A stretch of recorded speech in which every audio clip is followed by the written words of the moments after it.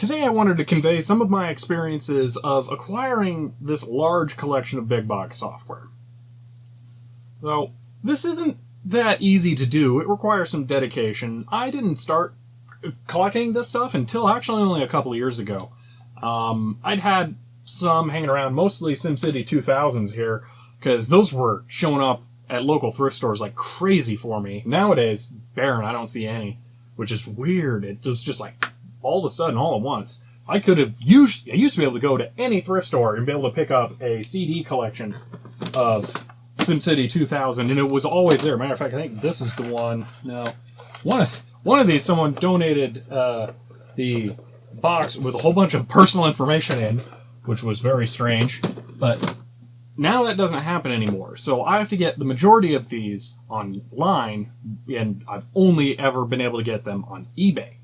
So I wanted to cover some of the things that have to do with getting them on eBay as well, because I've had mixed success with that. I would love to say that most of the time I get stuff in and it's perfectly fine, but it doesn't feel like that. I don't know if the negative ones sting more or not, but I have had a lot of bad experiences with games on eBay. Now, an example of one would be this copy of Age of Empires 2. This arrived crushed, beyond repair, shipped in a DiGiorno's pizza box. And you can see from this picture here that the pizza box is thinner than the game. So they had to really work to do that. Sometimes people, they just don't care when they're shipping something, and I don't understand that. You want to take pride in yourself. Another example of that is this copy of Command & Conquer Tiberium Sun expansion pack, and they stuck the shipping label on the box. That is infuriating. There's tape holding it on all over, and oh man, I haven't tried getting it off yet, but I know that's going to be a total pain. So, shipping is a really big deal. Another way that shipping can go south is something like this. This is Earthworm Jim 3D, and it's not the typical version that you might have seen in the United States. This is, as far as I'm aware, the less common blue variant. The typical one was yellow, and I don't like the yellow background. That's just not as aesthetically appealing to me. So I was trying to get the blue one, and I actually had the opportunity to get this one sealed, but it came from Colombia. So I was willing to pay the international shipping to get a blue copy, but when it was going through customs at some point, they decided it could possibly contain contraband and ripped it open and tore the box open to investigate the contents. That, needless to say, ruined it a little bit. So, if you're going to have something shipped internationally, it might be worthwhile to have them, even if it's sealed, open it up and take the contents out and lay the box flat so they don't have to destroy it in the process of inspecting.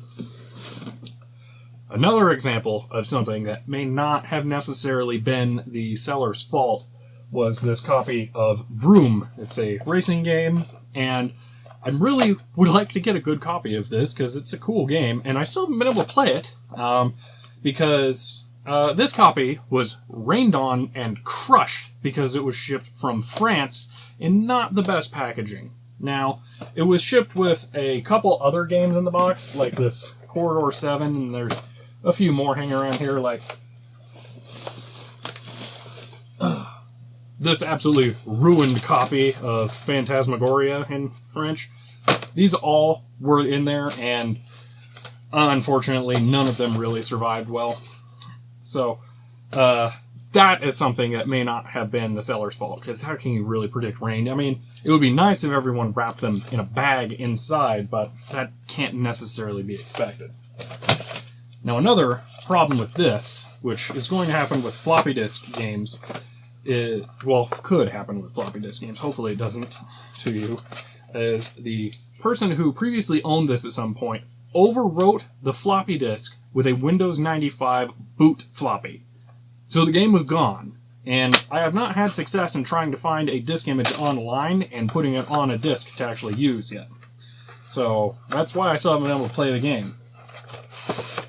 Now, if you're going to be weird and be like me and try and get all the good copies of Windows, there's no ME there. There's a Vista tucked around there, but don't ignore that. then one thing you may want to be aware of are the upgrade packs. Now, this is an upgrade, not a full install. If you didn't really do anything with computers in that era, you may not know that this was very popular to do. So you would need to start out with a copy of a prior version of Windows and then install your upgrade on top of that. And if you don't know that, you might buy this and be confused why you can't install it. So that's something you might want to be aware of. Another thing you may want to be aware of is something like this. Now, this game was this copy of Trickstyle was resealed by the seller. It is not a new copy, even though it is in cellophane. So be aware of that. One possible way you could tell is if there was damage on the box. I can't remember if there was any. I think there was. There was something that tipped me off that this was resealed. Ah, yes, right here there's wear along the side of the box, and it's still sealed, so obviously it was resealed. That's something to know about.